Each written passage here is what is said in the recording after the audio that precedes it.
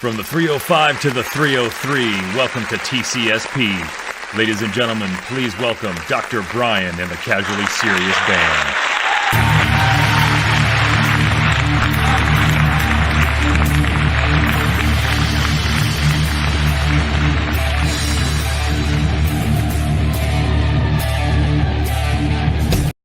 All right, cut it short. We got to get going here. We're late as it is. It's 9:45. You know, people have been waiting. There's a twofold reason why we had to do that. Let me tell you, I'm having a very, very big issue. We are having a very big issue with a very specific social media platform right now. And by right now, I mean since the beginning of it starting. Myself, any Ken, man, any other creator, anybody who's out there doing anything understands that if music is in the background of any of your videos, if now for some reason a picture is in your video, even though it might be a still frame, we constantly get hit all the time. We are getting hit with trademark infringement because of the music that Dr. Brian created himself for our TV, for our podcast, for our show. Or did he? You know, when I had a quick discussion with him, I said, look, man, it's got to be to the point right now where there's been so much music made that every new song that comes out sounds like at least something. So what it is algorithms for this kind of shit. They take little tiny pieces of it and they weave them together to make sure that they're also part of a horn section and They find ways to make sure that a song is a song, not just a riff from it. And that's how they get you. But we have all original music. I do not know what the problem is. So this episode is going to be us talking and our wonderful, beautiful faces, and that is it. Other than a couple stock photos that we're going to put up there, because we want to see exactly what the heck is going on. We've had two people claim copyright on us, two companies. One is a Mexican television station. So I'm dying to figure out how that happened. But at any freaking rate, we are rolling today with scary movies that are not scary. But what scares you? Ken, man, do you have any movies that on the top of your head that you can think of that you said to yourself, you know what, this was supposed to be scary, but it's not scary? Yeah, I mean, I think the first one that jumped into my mind when we mentioned this was Poltergeist, and just because Poltergeist itself was a very scary movie for me at that age, for sure. The first one. The first one. Clowns, the little dolls, be it a tree outside of the window or that snowy fuzziness that you get on the TV that doesn't happen anymore. But, so all those things scared the heck out of me with Poltergeist. But, yeah. We didn't need any of that. That was no good for me, man. It scared the crap out of me. But Poltergeist 2, Poltergeist 3, I mean, these were terrible movies. I mean, absolutely terrible movies. They were not scary. They were horrible. So that was the first one that quickly, I know there's so many more, but that was the first one that quickly jumped into my mind. There seems to be a theme here, at least with a couple of the ones that I've chosen. Right off the top of the list, last week we spoke of the ultimate horror villains. So the stars, if you will, are the antagonists of horror films, or maybe protagonists sometimes. And the week before that, we did the movies that they were in. Some of them correlated. I think we might have spoken about a couple of these villains that we didn't talk about the movies from the week before. But at any rate, we tried. A couple of weeks ago, I did say the Amityville Horror, the original 1978 movie with Margot Kidder and James Brolin. The original one is still the scariest movie to me, one of the scariest movies. And my favorite horror movie villain is the house from that movie. So oddly enough, the sequel to this movie was an absolute shitfest. Now, what they did with the sequel to the movie was they decided to go back to the beginning, I believe, and the second one is actually the prequel, if you will. So the second one is the DeFeo murders, and then there's some sort of weird sexual chemistry between a brother and sister going on in there. And what they did was, what they tried to it's the very, very first, and certainly not the last attempt, for the owners of the rights of the Amityville franchise to attach whatever was scary at the time, which would be monsters coming out of that well. And they went with like super gory effects and weird mutations and shit like that. But overall, it was not scary at all. And it really, really pissed me off to the point where for years I didn't, as these movies came out, all the Amityville movies came out, I didn't want to have anything to do with them. I would automatically go back to the first one. It's the most terrifying from the theme song all the way to the end. But the rest of these are mockery, man. So I had a problem with Amityville 2, The Possession. A big problem with it. It sucked. It was supposed to be scary and it was not. Did they also do Amityville 3, the repossession, like the house being taken away or something by the bank? There was a 3. There's been, you know what? If I didn't want to even bother doing this, but I guarantee you, if you decide to go and Google that, there's been at least 8 to 10 of them made. I've seen one. Like so Amityville Chef, and you know, like it's starting like Amityville. I think they mixed sharks with them too at some point. Oh, the shark things and like weather happenings are all really big. So why not throw a house in there? I mean, I will say the only other Amityville franchise or movie that I thought was any good at all was Ryan Reynolds' remake that he was in. Which sort of took elements from the original. It was actually a remake of the original, but they didn't use the same house. It was the same windows, sort of, but they twisted some facts around too. But it was acted very well because fucking Ryan Reynolds is a good, but he's usually a comedic actor though, right? Oh, but he's got this, the multiple personality thing through the possession of the demons in the house is something you really have to try and sell, and he did a good job doing that. He's great, so I would imagine that. But interesting, weird. Not going to watch it. How about another one? What did you think? All right, so listen, we spoke. We had to speak about A Nightmare on Elm Street 2 weeks ago when we spoke about the greatest horror films and all that. Absolutely. And then we had to talk about Freddy Krueger when we talked about the greatest horror villains because he had to be mentioned. He really is one of the best. He is. So he's right how did you feel when you saw A Nightmare on Elm Street 2, Freddy's Revenge?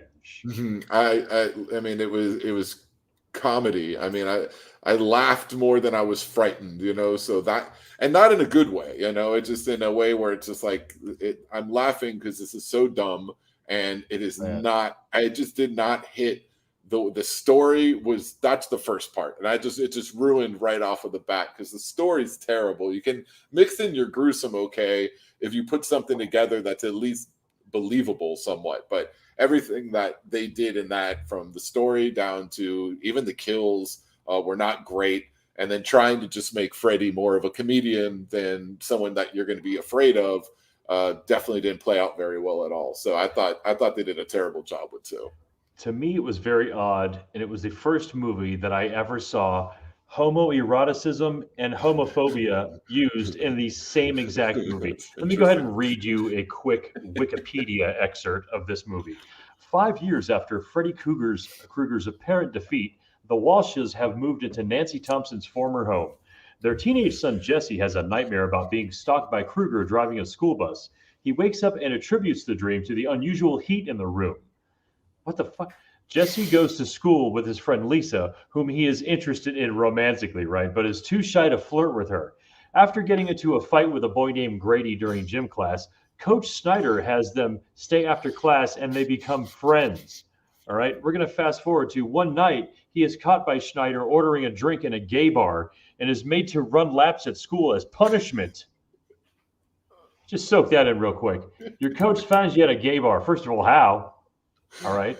Is the coach going? Come on, there's a lot of questions there. The problem is this whole entire movie there was just some sort of weird shit going on and anytime horror, you watch any shows that are about horror films and they talk about this one, there was just some really weird homosexual thing going on, and obviously it had nothing to do with sort of being for or against it. What it was unnecessarily planted into the story was what I think most people had an issue with.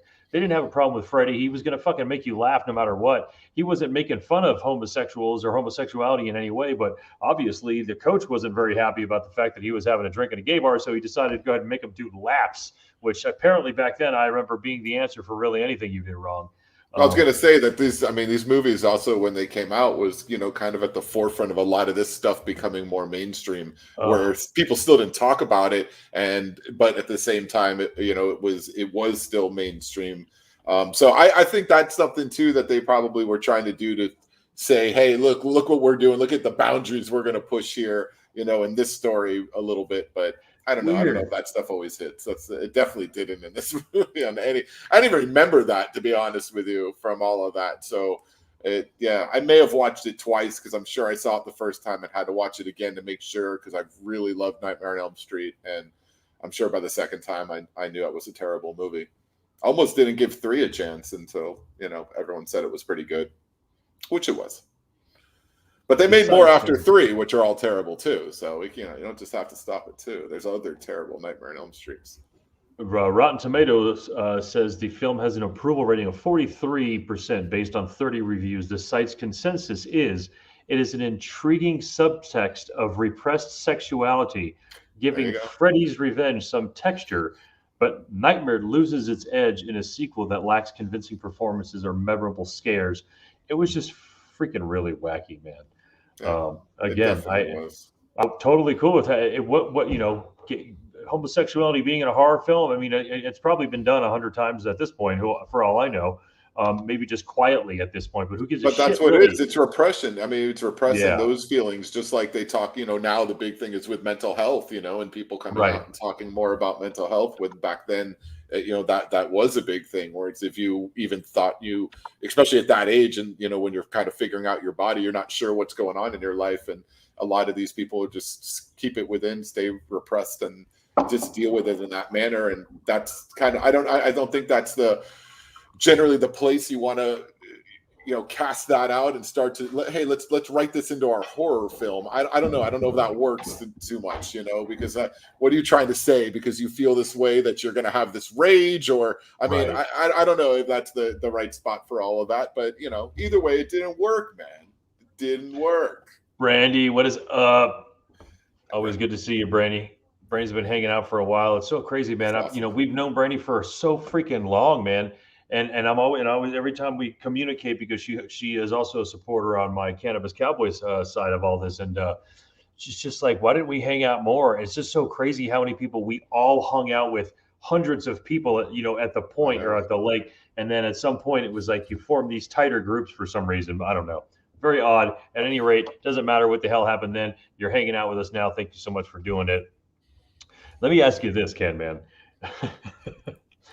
So we spoke a little bit about how sequels have sucked in some horror franchises. In this case in particular, not so much. I'm going to jump to 3, and I wanted to know what you thought about Jaws 3 in 3D with Dennis Quaid. Give me some shit, man. Let me hear what you've got to say about this blasterpiece. Man, that was a joke. I was so excited for this movie, and this movie was absolutely terrible.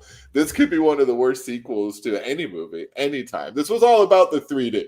That's all this movie was about. This movie was about, let's see what we can do with this and make everybody just go nuts with the 3D. Let's not pay attention to the story at all. Let's not pay attention to any of the special effects at all. Let's only pay attention to the 3D, because that's the only thing that was even mildly interesting about this movie, in my mind. I mean, and they had the balls and the gall to decide to give the shark vocal cords somehow.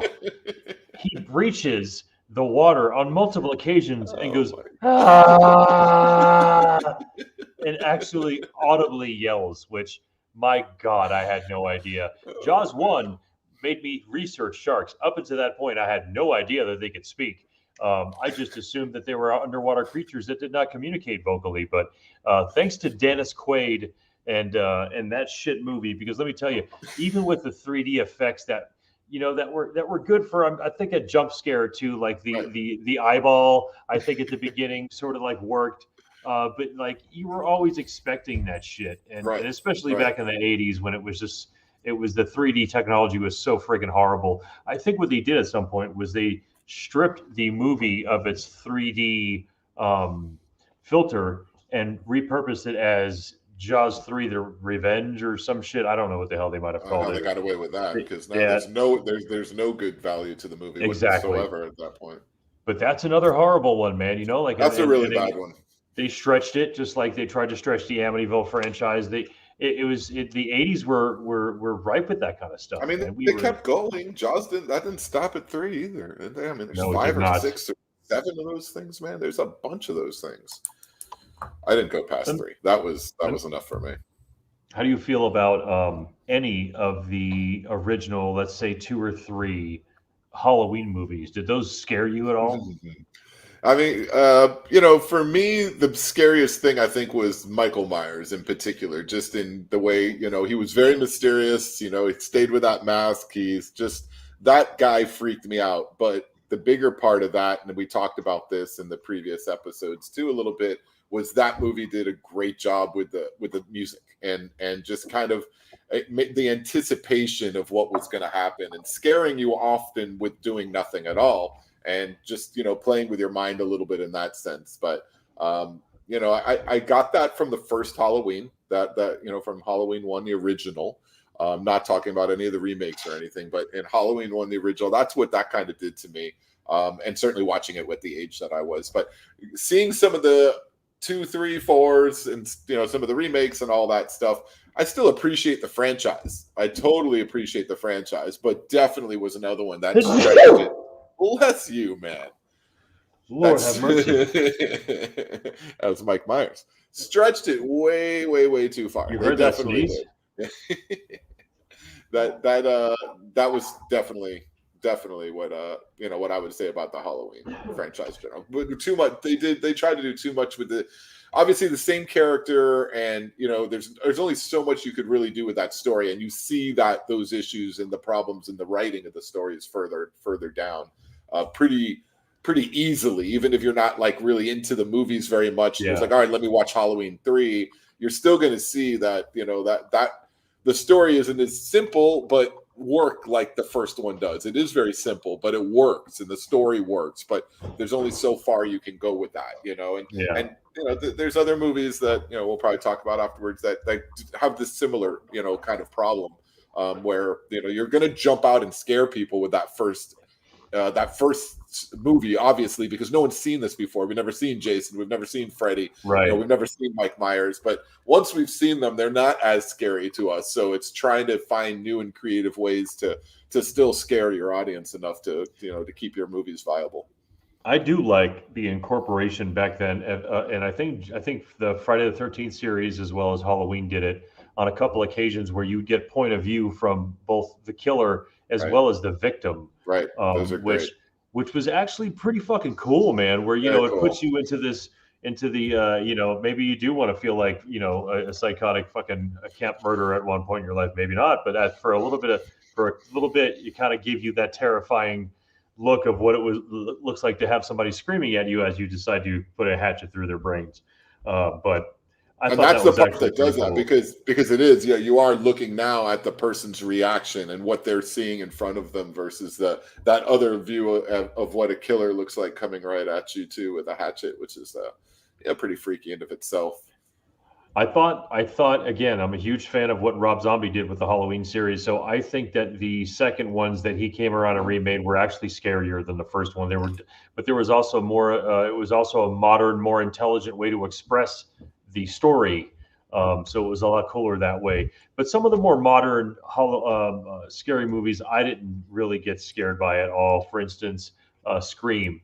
As much as I like the concept of it, which conceptually I think it was kind of great, the way it was like sort of a movie within a movie and at the same time, it just didn't do it. There was nothing scary about that stock mask that was.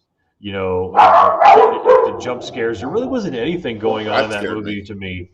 Moxie, she's fucking horrified. Moxie scares me, man. Yeah, that's a tough little schnoodle right there. Hey, Andrew Pace, what's going on, brother? Thanks for coming and hanging out, man. What's up, Andrew? Yeah, I didn't find those Scream movies to be bad at all, but I also was at one point infatuated with Neve Campbell too. She's cute. It was really tough for me to be like, oh, that was a scary movie, you know, like it just was. There was just nothing really scary about that.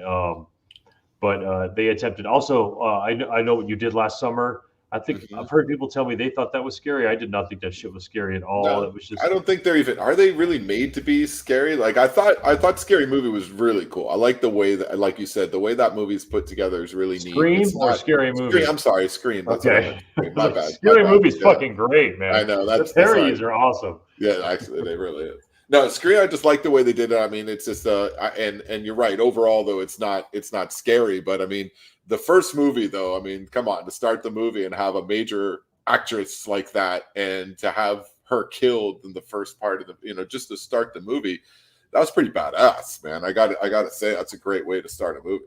Yeah, no doubt.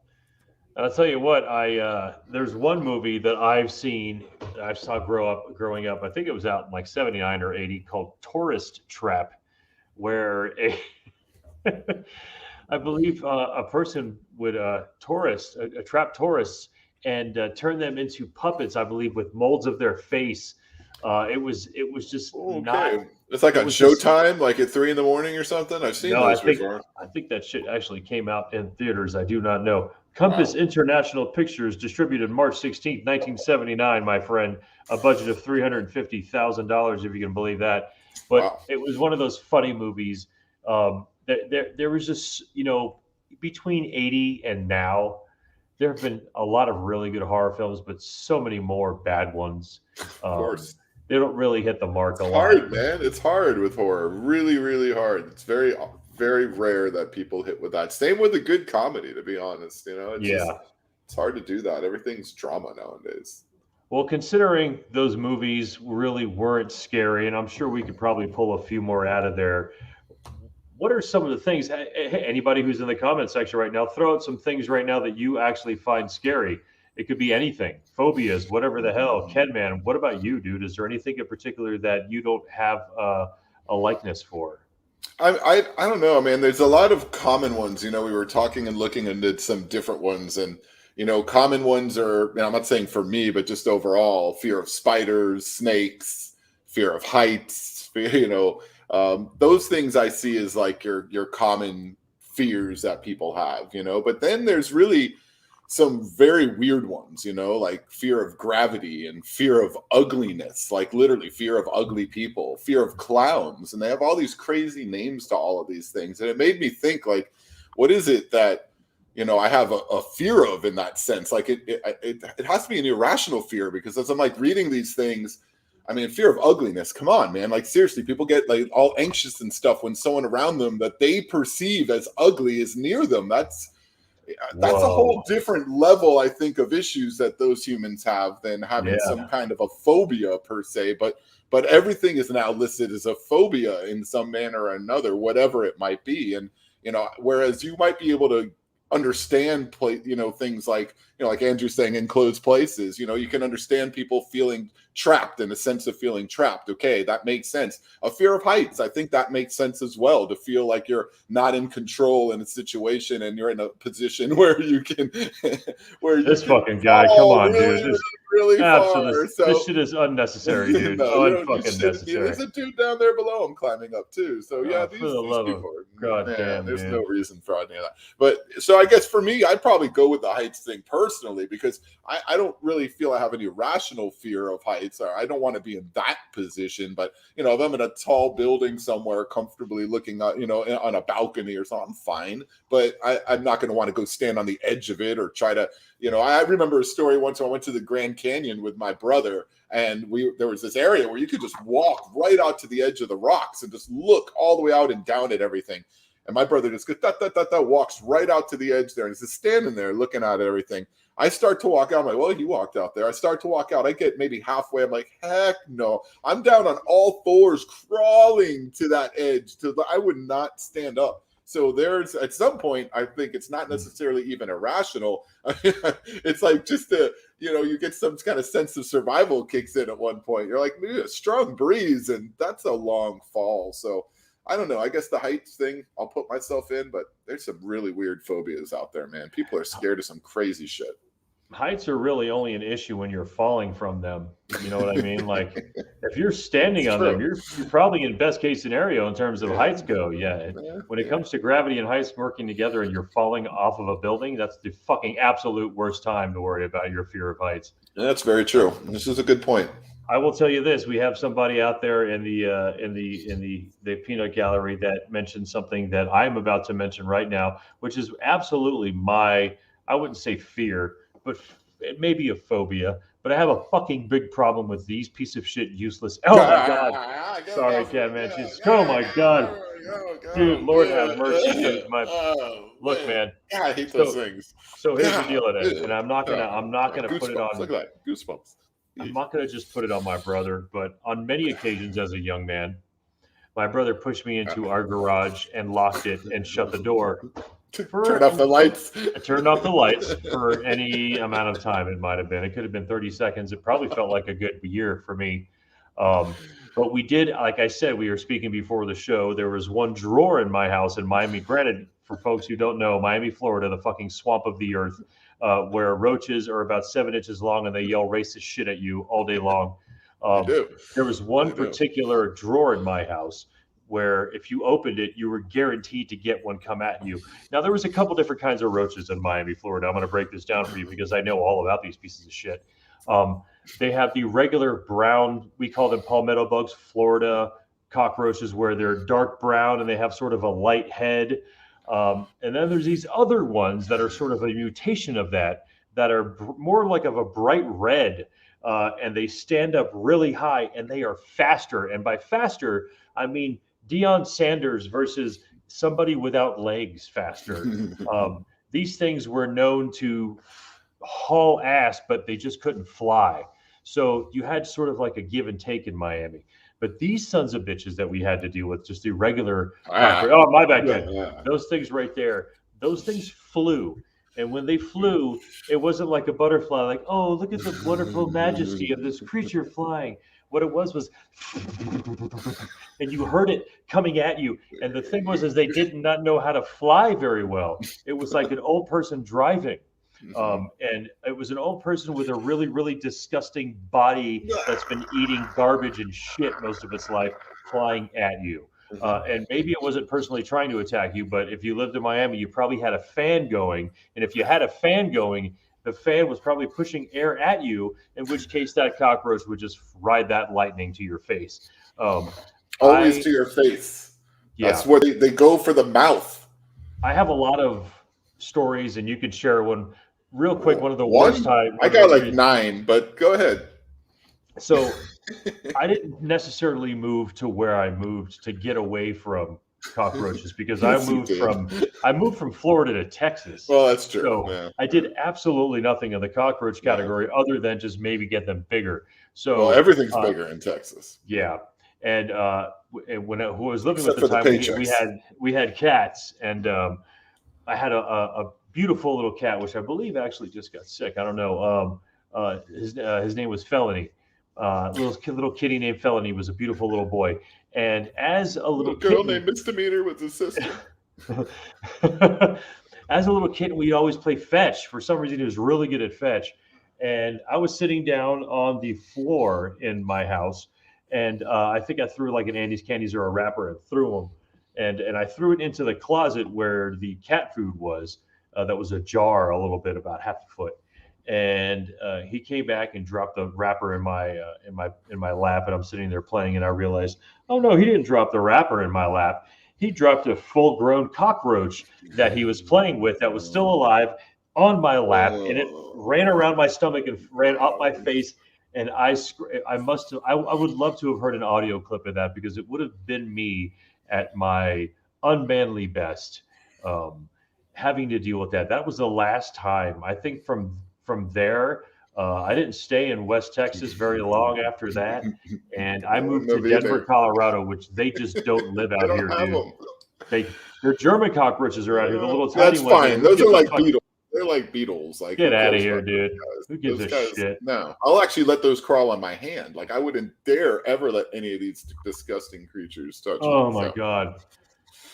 They just, to me, they just sort of symbolize dirtiness and and uncleanliness, and the fear of them flying in on your face when you're sleeping peacefully in your bed.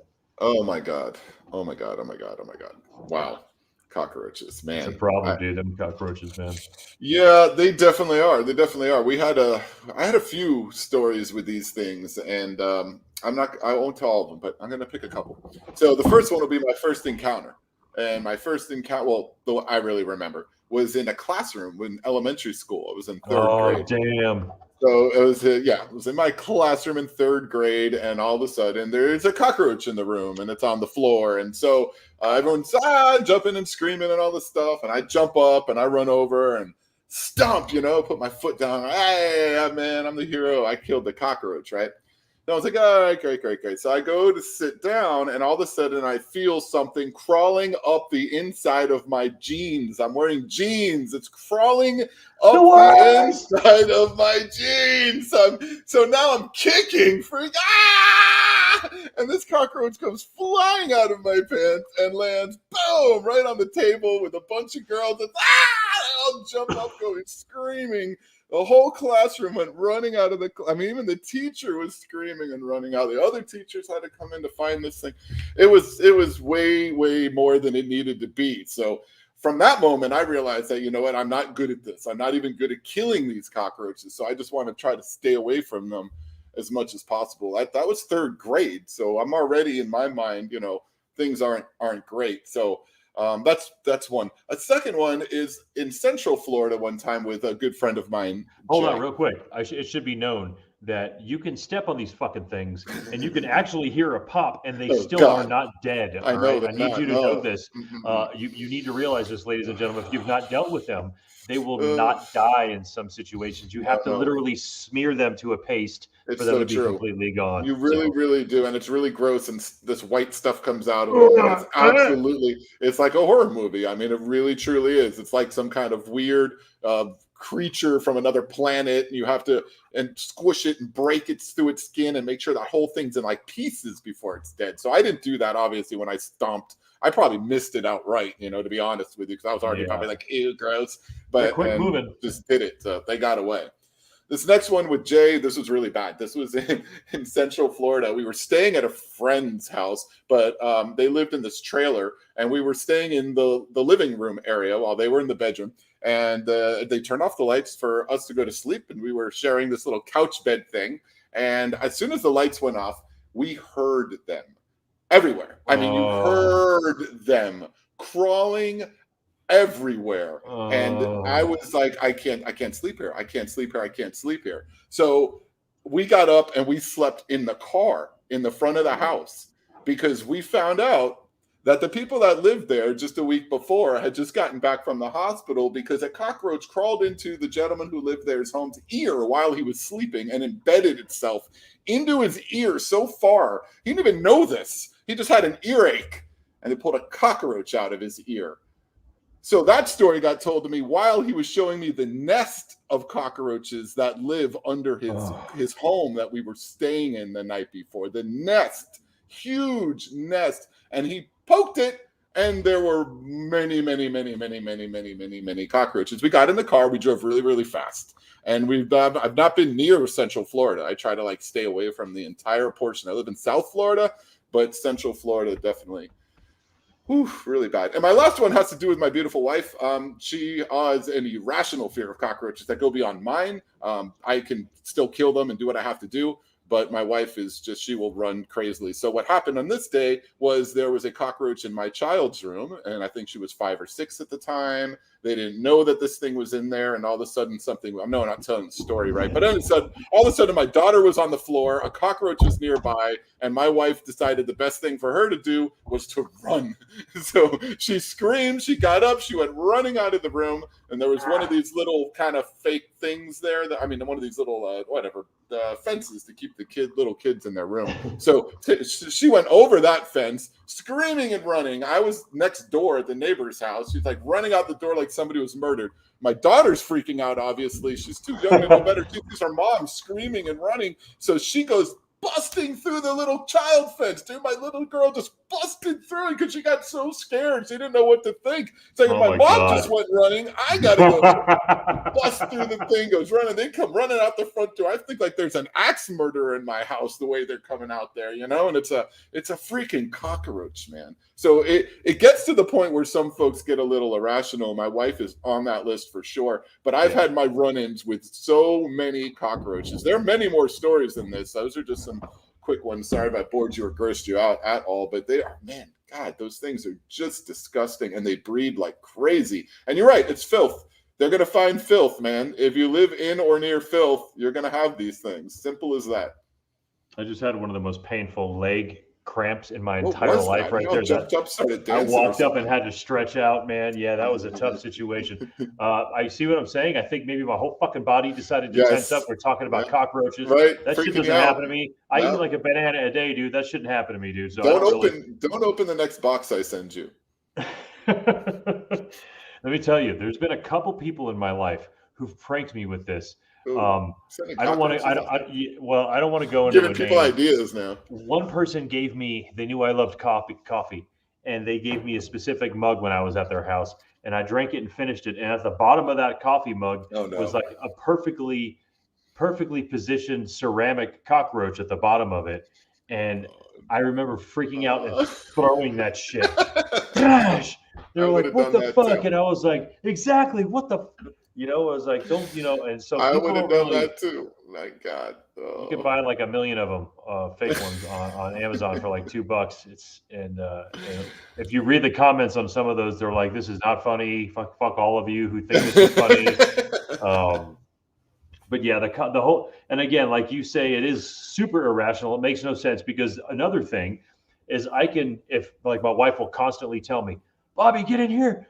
There's a fucking spider, and she knows what I'm going to do is recover that spider. Right. Like I'm not going to kill that spider because me and spiders are homies because of their thirst for cockroaches, and we talk about it all the time. Yes, it's true. So that's one of their. That's what they love, and the big giant banana spiders too. Even though a lot of those are vegetarian, some of them. The orb spiders, there's a lot of spiders out there that would kill cockroaches. And so I always made sure that if I had to get them out of the house, I moved them to someplace they could survive. I never fucking kill spiders.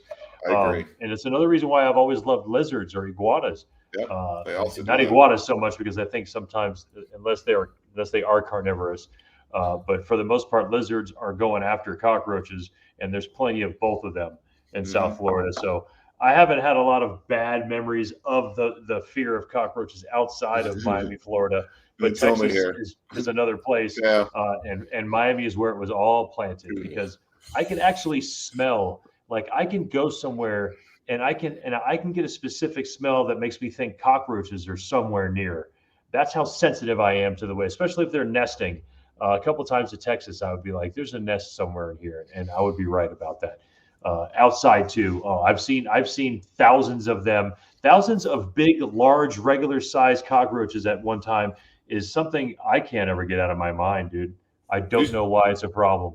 You should get into extermination. I mean, if you have the ability to sense cockroaches by scent, I mean, if you can literally walk in a home and say, you have a problem, you need our help, you would really be very valuable to an extermination team with that ability, because I don't think many people have that ability. I mean, dogs are getting paid a ton of money to sniff out COVID right now. If you could sniff out COVID, you're getting paid. You're getting paid.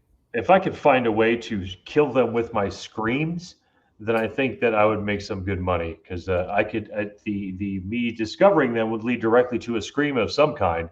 And if I was able to kill them with that would be perfect. Other than that, it would just be me going in there screaming, and they're like, get this fucking Bob guy out of here. He found the nest, but he's just really loud.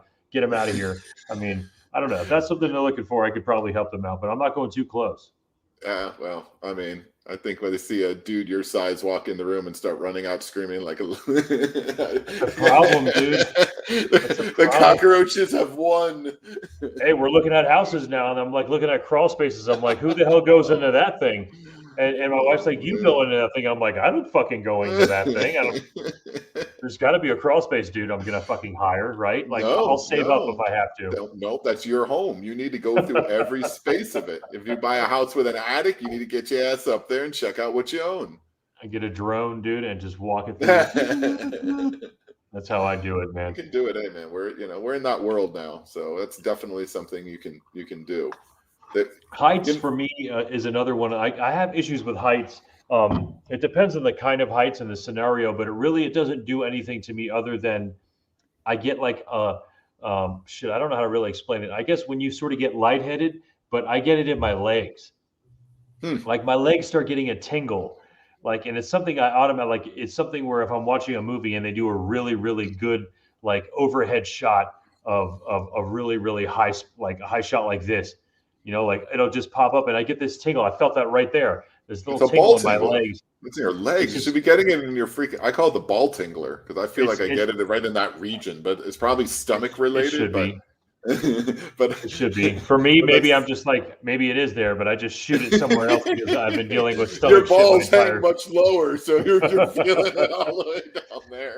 But my wife actually she gets like it can be debilitating with her, like with heights. She couldn't make it on one of those like clear staircases, or she really doesn't do well on balconies, like. And I think, and she knows it's irrational too, but it doesn't matter. What she's afraid of is that her body is going to make her jump off, like, because she has no control over her body. And I think that's probably the biggest scare, which again, I think that's sort of the initial fear I have with cockroaches, because for some reason they do this thing to my body where I fucking do that. And I don't like having that 1 millisecond of feeling. It just turns into anger.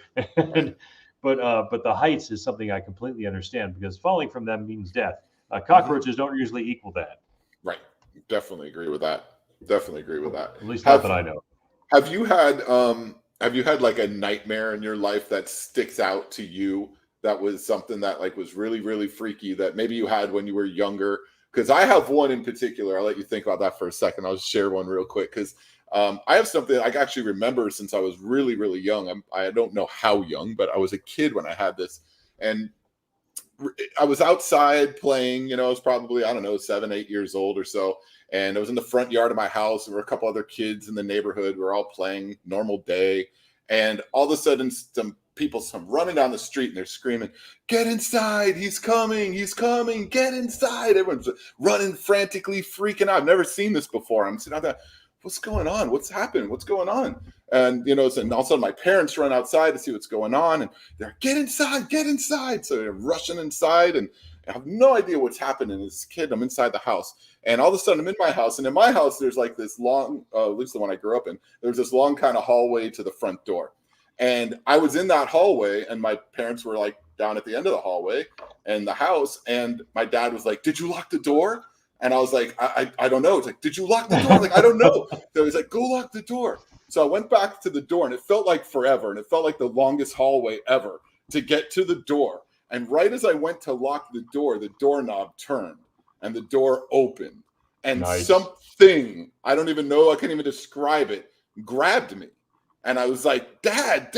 And I could see my dad and he could do nothing. He stood there like helpless and he couldn't do anything. And this thing, this thing just took me. I mean, that's it. That's all I remember about this freaking dream, man. I mean, it was like, so now like hallways, going to lock a door at night or something, just it's like that quick side go, you're like lock it real fast. You know what I mean? You're like holding the door shut. I do know that. Like, I do not want a door to ever open on me when I'm about to lock it again because of that nightmare. It stood out so vividly to this day, and I couldn't have been more than 10 years old, 8 years old, whatever it was when I had that dream. So that one, I don't know. It just made me think about when you think about kind of stuff that scares you. I'm scared of that because of this dream. Have you had anything similar that's ever done that to you before?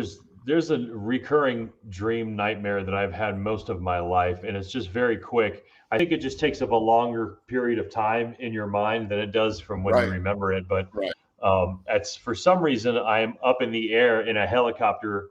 I don't think it's ever a plane.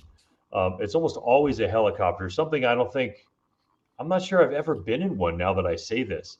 But it's always a helicopter. And then for some reason, an evil asshole pushes me out of that helicopter and I fall into the water and I go so far down and I wind up hitting a few things on the way down. And when I look up, it's just a big school of sharks that are swimming in a circle.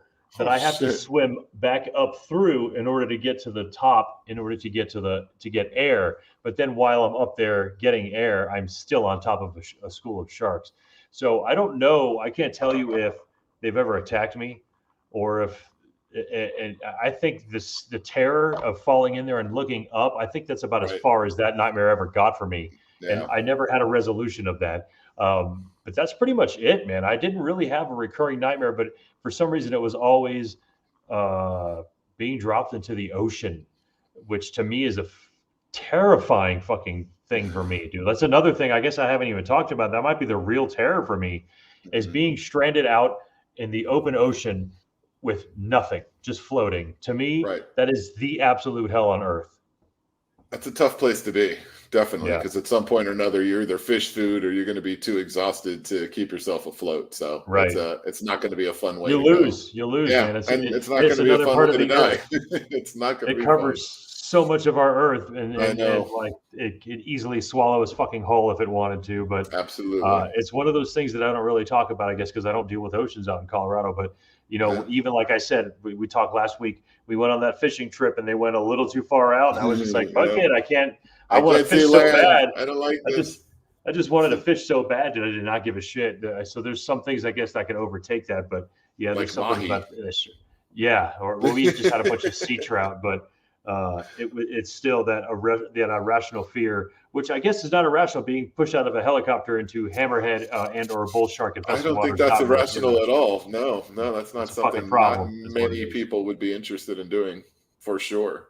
But yeah, I had another one about.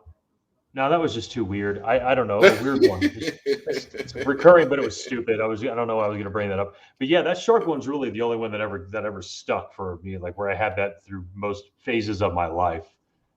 It's interesting the way that people will diagnose, kind of get into what people dream about, and when they have dreams frequently, Brandy's saying sinkholes and stuff like that. I mean, when you start having those kind of dreams frequently, people start to feel like there's some sort of meaning to those, and they start to kind of read into that. And some people think there's a lot to it, but, is there really though? Do people really have those kind of premonitions in their dreams where they're able to kind of start to feel like something is about to happen in their lives because of something they're dreaming about? Because I've had plenty of dreams in my life where I remember weird, crazy stuff happening, and it might be just odd people in weird places. I'm sure everybody has that kind of stuff. But when it comes to something that you have all the time, I personally haven't had that. And Tammy, I've heard about this with her tornado thing. So what does that mean? It's ultimately, is somebody going to have a brush with something and say, "Oh, well, it was because I dreamt it"? It was that. I mean, I don't know. That's kind of. I tell you what, I was always hoping that having those dreams enough for me, which was this one shark one, would give me some sort of answer on how to survive that situation. So it never once revealed anything to me other than terror and the fact that I've got to swim through a school of sharks to survive a school of sharks. Right. What's great though, I'm glad that you brought this up, Brandy, because those open water movies are actually fucking horror films for me. So like if anybody's seen the first and second one, I think those are probably the best ones. I don't really know if they've made more. Well, they probably made a few of them, but I've seen maybe 1, 2, or 3 or something like that. But the first one was done pretty well. And it's obviously about people who just get stuck out in the middle of the ocean with they're floating on a couple things they're able to float on, but one by one, they're picked off by a shark. And it's fucking horrifying, man. It's just, it's really those kind of premises, no matter what horror films or what kind of premise you like in your horror film, those are the most terrifying to me because it's a real thing. Like the ocean is big enough to swallow you because you're just a fucking human who does not live in it. So just as a fish does not live in land very long, a human's not going to do very well in the ocean. And we're not supposed to be in there. We're not equipped to be in there. So, being eaten by the animals that live in there, you can't really get angry at that, dude. It's just sort of like just the way it is, and that's what sucks about those movies because you want them to be mindless, but they're not. They're just fucking trying to survive. You're just a weak, fleshy piece of food that probably is going to taste good, but they'll swim away after they eat half of you. Mm-hmm. That's true. But that's what we were talking about also with these, with all these movies having the ones that were more real, the movies that you could actually be like, that could really happen to me are more scary, and falling off cruise ships, the people like things that can actually but that shit happens, man. That's crazy. Like, and you wonder, is that planned? Are people like setting this up to off somebody? Because there's been some crazy things with people missing off of cruise ships, pushed off, falling off, or whatever. But yeah, I feel like any of the horror movies that touch reality or at least get to something where it's not so far off. It's like I'm not expecting somebody to climb out of my TV and attack me in reality, but certainly there is a chance you can be eaten by a shark when you're in the ocean, or obviously you're not putting yourself in those situations, but there's still more reality to those things. And even the stuff that has to do with some of the supernatural a little bit, a lot of people get put a lot into that, and I think those things could feel a little more real too. And that's what really is scary. It's when it can happen to you. I know that you are. I know I am. I know that Dr. Brian is. I know Jay was. We were all massive fans of horror films. I think as Jay got older, I don't think he's actually liked all that gory shit. That's true. He would watch some like suspenseful stuff and be okay with some of it. But Saw, I tried to get him to watch the Saw movie. Yeah, he wasn't into the gore. but we were all into it. So the thing is what I think what I'm trying to get at right here is that we watched all of those things. Jason putting a shovel through your fucking face, all these different scenarios where we would probably also discuss afterwards, like, all right, dude, come up with one sicker. And then we would try. So that would automatically get us into the realm of understanding all that horror shit and being murdered and all that murder stuff was just sort of a concept that we could understand, but it wasn't really scary to us. The real shit was what terrified us. And that's what separates people who are fans of horror, because it's the other way around for most normal people. It's the Freddy Kruegers of movies that terrify them, but a movie about maybe Gacy or something wouldn't scare them as much. Whereas it's the other way for me, dude. You know what I mean? Like, I'd love to live near Freddy Krueger as opposed to John Wayne Gacy or any fucking cannibal serial killer or some shit like that. Right. Because I'm an insomniac. I could stay up all night, so Freddy ain't gonna get me. But man, you're gonna turn off eventually, man. I don't need. Eventually, you shut off. No switch here, man. Always awake and ready to go. 24 hours of straight podcast, ready to begin. All right, I can't even finish this first hour. Actually, I'm exhausted. When's it? It's almost done. Are we done? It's bedtime. We're done. We're actually done right now. We are. I mean, look, we went through at the very least the movies that we said that we don't think are scary movies, and that honestly, there could be a lot of them that could be thrown on the list, but it's just there's just some of them that try too hard, and I think really the ones that hit the mark are the ones that aren't trying so hard, like that movie High Tension I was telling you about. I don't know if any of you guys checked that movie out. Go ahead and rent it. You can probably find it somewhere for free, called High Tension. It's not what you think it is. Blockbuster. Go to Blockbuster and rent it.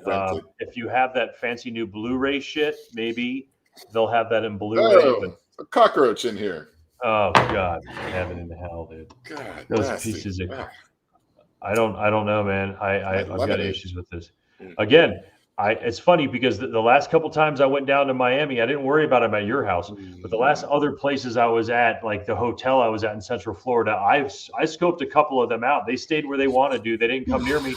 They weren't inside that room or anything like that. So it just wasn't what it used to be. I had a rule growing up because unfortunately the house I grew up in, we dealt with cockroaches, and there was a rule in my room. At least my room was, if I saw you, you were going to die that night. And that's what I would tell the cockroaches. Like, if I see you, I won't sleep until you're dead. I know you're here. Did you leave a carcass around so that they would tell their friends that there was a dead one? That's probably a good idea, but I was too gross to do that. I had to get rid of them. So no, those things were out. But that's not a bad idea. But no, they weren't social. That would have not made sense. They would have just eaten. They knew the rules. They knew the damn rules. What this was. Right. They try to get stupid. They try to push my boundaries from time to time. And I would be up all night. All night. I don't care where that guy went. I'm going to find him. I'm going to kill a cockroach that night. Let's be real. You have to find him. It's not even a matter of if you are going to. I can't sleep otherwise, so it doesn't matter. I will be up all night. It's a mission. Yeah. If you don't value, I don't dead. I want his family dead. Everyone burned to the ground. That's exactly how it was. Fuck that shit. That guy climbed up my leg in 3rd grade. That was it, dude. You what? I completely felt violated at that point by a cockroach, man. Yeah, because you can keep doing that, and I didn't want to do that. I didn't want it to die in my leg, on my leg like that either. Right. I wanted it away. I was just kicking. I was like, ah! I'm Even happy it flew. I'm happy it went flying. You're right. It could have made it up a lot further. I mean, I was kicking right away. So it thank God. Yeah, it was good fun. If there was like cameras in the room, that would have been well, that would have been a good one. But I don't think they were allowed to do that, or they weren't then. I don't know. It was fun, not fun. Good God, folks! Thanks for coming and hanging out with us. And really for the ones that did, the ones that threw the comments in there, Merck, Tammy, Brandy, thanks for coming and hanging out. Thank you. We might have actually had some people talking to us on Facebook, but we don't know for some reason we're banned right now. Yeah, they hate us, so we're sorry if we're not answering because they're bastards. They suck. Watch us. I will just tell you this, folks. Yeah, I was going to say thank you, Ken, man. If you haven't gone to the Casually Serious podcast on YouTube, please do so. If you have not gone to my personal channel, Cultivating with the Cannabis Cowboy, go ahead and check that out too. I actually stream TCSP to both of them. So regardless, I want you guys to go check it out on YouTube because YouTube actually is so cool the way they allow us to express ourselves.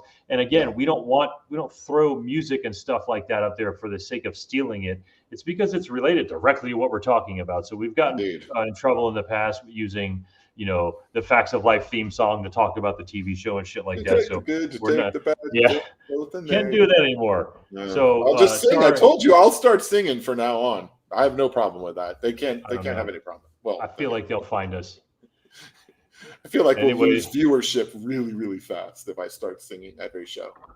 Ladies and gentlemen, thank you so much for hanging out with us again. This was Scary Movies That Are Not Scary, But What Scares You. And we are Bob Brain Eater Riley, and that's my friend Ken Man over there. I did nothing fancy. I'm not spooky. It's terrifying enough, man. It is. Ladies and gentlemen, Ken Man. Everyone have a great night. We'll see you next week if thank you guys. What we're doing doesn't get in the way of what's going on. Anyway, whatever. Have a good one.